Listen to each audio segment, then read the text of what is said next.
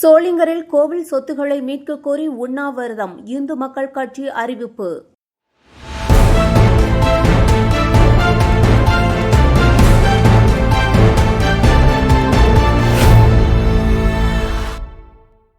ராணிப்பேட்டை மாவட்டம் சோளிங்கர் அருகே 1000 ஆண்டுகள் பழமை வாய்ந்த லட்சுமி நரசிம்மசுவாமி கோவிலை புதுப்பித்து கும்பாபிஷேகம் நடத்தவும், ஆக்கிரமிப்பில் உள்ள கோவில் சொத்துக்களை மீட்கவும் இந்து மக்கள் கட்சியினர் கோரிக்கை.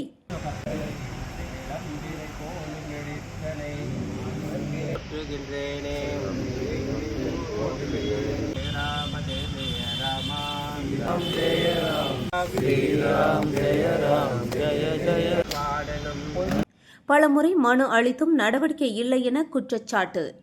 வரும் ஆகஸ்ட் 22ஆம் தேதி காலை 10 மணி முதல் மாலை 5 மணி வரை சோளிங்கர் பேருந்து நிலையம் அருகே கவன ஈர்ப்பு உண்ணாவிரதம் என அறிவிப்பு.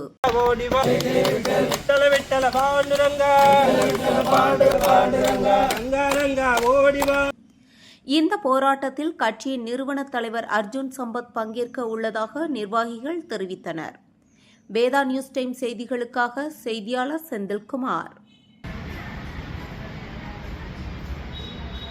தினம் ராணிப்பேட்டை மாவட்டம் சோளிங்கர் நரசிம்மர் கோவிலுக்கு சொந்தமான உற்சவர் திருக்கோவிலானது கிராம கணக்கு எண் 34 சர்வே எண் 24/1 அடங்கியிருக்கும் பத்மாபுரம் கிராமத்தில் 1000 ஆண்டுகள் பழமை வாய்ந்த பிரசித்தி பெற்ற உற்சவர் திருக்கோவிலானது இந்து சமய அறநிலையத்துறை கட்டுப்பாட்டில் இருக்கிறது.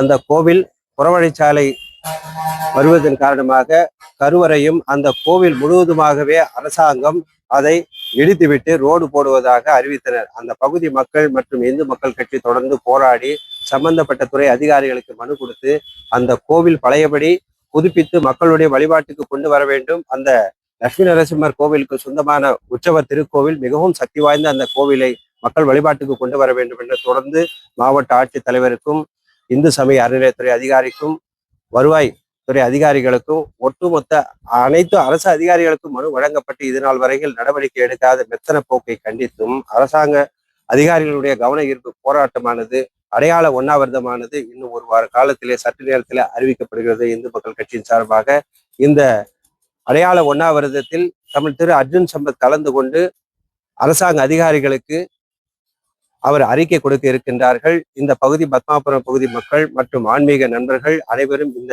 ஆர்ப்பாட்டத்தில் பெரும் திரளாக கலந்து கொண்டு இந்த அடையாள உண்ணாவிரதமானது வெற்றி பெற இந்த ஆலோசனை கூட்டமானது நடைபெற்றுக் கொண்டிருக்கிறது. தற்சமயம் சோளிங்கர் தக்கான்குளம் குளக்கரையில் நடைபெற்றுக் கொண்டிருக்கிறது. இந்து மக்கள் கட்சி வேலூர் கோட்ட தலைவர் எஸ்.கே. மோகன்.